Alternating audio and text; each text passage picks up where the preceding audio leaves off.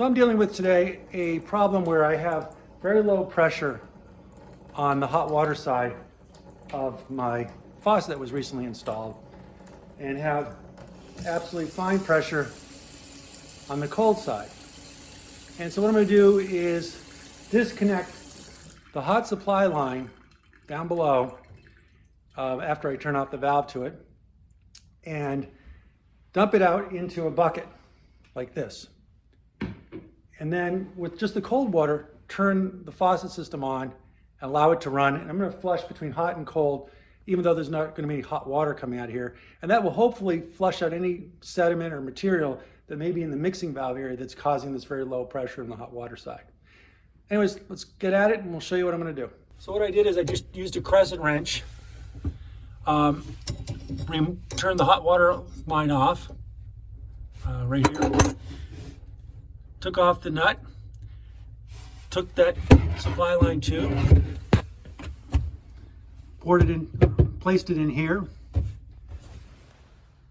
turned the cold water on,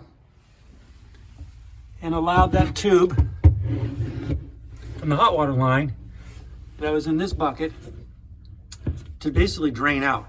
And so what we did was we turned the valve here between hot and cold a few times, and in the process we could see water kind of backflowing out of that hot supply line here that was connected into the bucket here, and out spilled the gunk that you see in the bottom of this bucket here.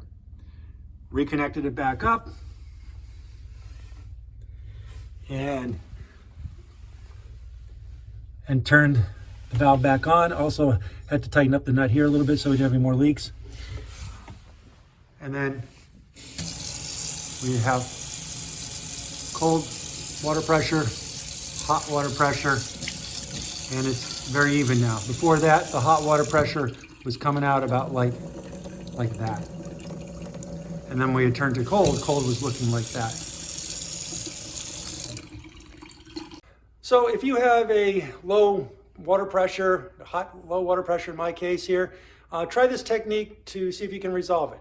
It only took me like 5-10 minutes to disconnect the hot water line in this case, put it into that little bucket, and run the faucet for a couple minutes to flush out the sediment and looks like small pieces of plastic that were in the hot water line. Once I connected back up, as you could see, pressure was fine.